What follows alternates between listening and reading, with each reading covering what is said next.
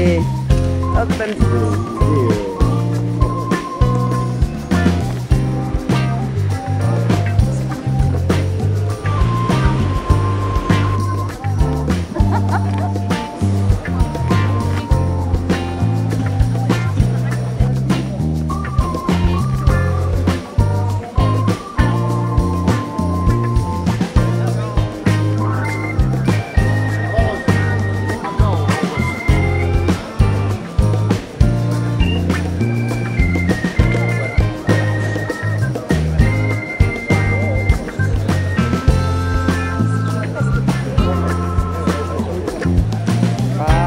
Voilà.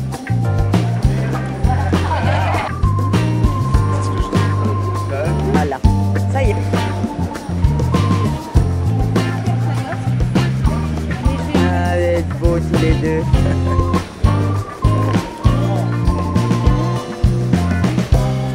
Et les mots. Quelle heure il est?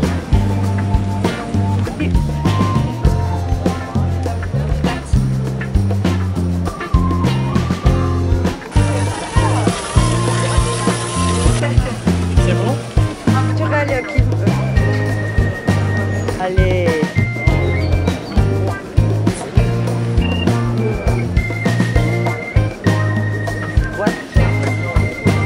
Voilà, bonjour.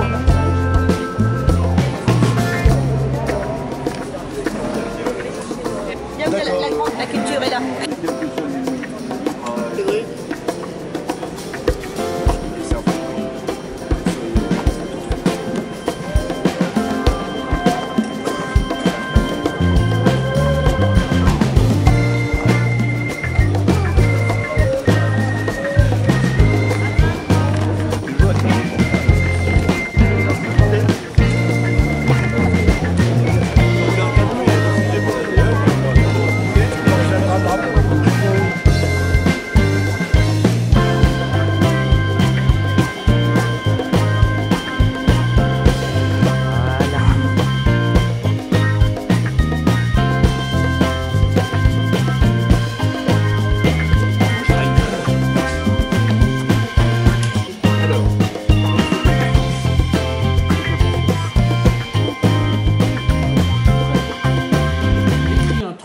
Auquel tu n'avais pas pensé 5 minutes auparavant. Laisse courir ta plume, et c'est là qu'arrive la phrase qui nous renverse tous. Ne réfléchis pas, et mets toi-même la lumière. C'est ma phrase favorite ces temps-ci. Ne réfléchis pas et mets toi-même la lumière. Mettez-vous devant là-bas, parce que je crois que mettez-vous de oui, table ronde.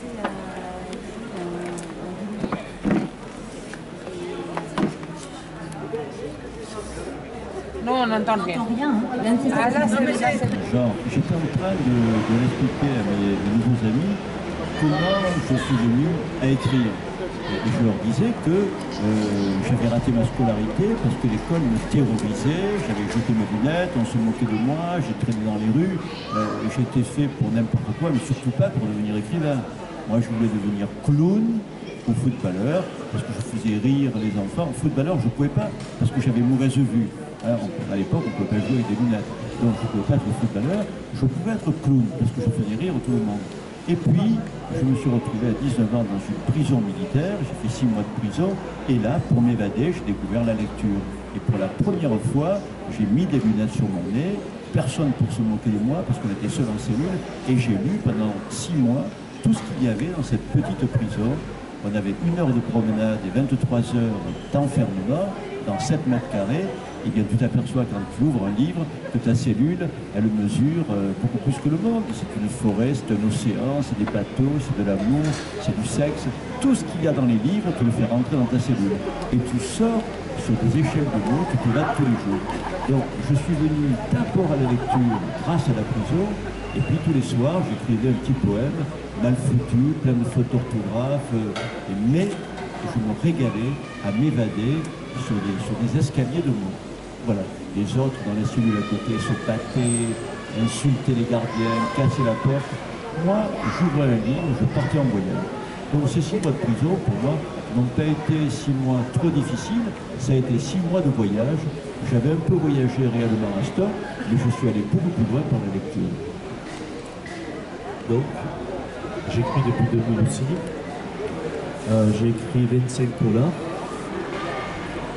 En fait, j'écris des histoires, et puis un jour, j'ai un éditeur qui m'a donné rendez-vous, c'était à Paris, il me donne rendez-vous à Marseille, et la première question qu'il me pose, c'est pourquoi vous écrivez des polars? Moi, j'avais écrit une histoire, je ne savais pas que c'était des polars.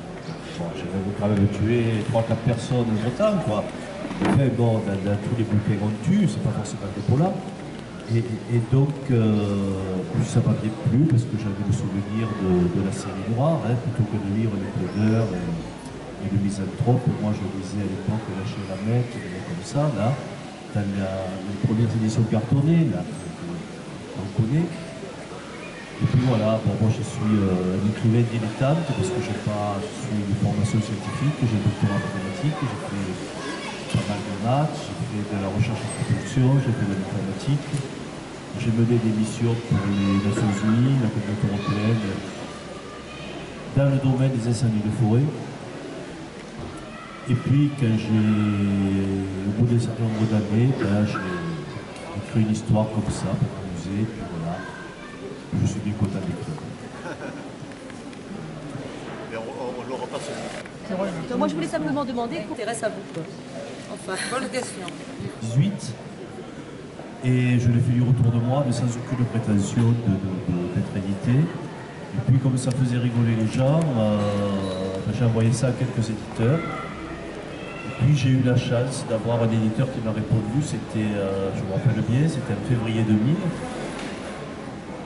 et qui m'a donc donné rendez-vous à Marseille, à la Samaritaine, il est descendu de Paris, il m'a posé cette question, et il m'a dit voilà, moi votre bouquin m'intéresse, mais est-ce que vous pourrez en écrire plusieurs? Bon, du coup j'en ai écrit 25, donc il doit être content, et finalement je crois que a posteriori, je me rends compte que j'ai eu de la chance, parce que je pense que René le dira mieux que moi, on a très peu de chances d'être édité en envoyant des bouquins comme ça. C'est une chance qu'on a, que j'ai eue.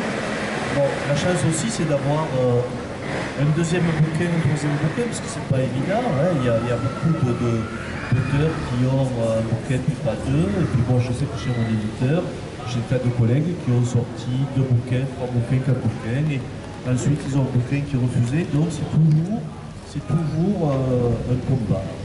Et au départ, je pense que j'ai eu pas mal de chance. Je trouve que c'est la chose la plus difficile pour beaucoup d'éditeurs. Les 2 premiers livres ont été publiés chez Calman Levy. Après, je suis passée au Rocher, je crois. Enfin, j'étais pas contente, donc j'ai voulu changer. Là, j'ai voulu encore changer et ça fait 2 ans que j'envoie des manuscrits. Moi, j'en ai 3 ou 4 de près et que je ne trouvais pas d'éditeur. Et là, j'ai enfin quelqu'un qui m'a dit oui pour le prochain. Mais c'est vrai, on envoie son manuscrit, on fait des photocopies et on envoie quoi. Voilà, parce que les histoires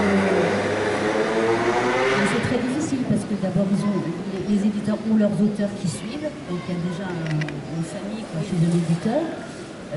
Après, quand on a passé 40 ans, c'est encore plus difficile parce qu'on publie des jeunes beaucoup. Et puis, c'est difficile.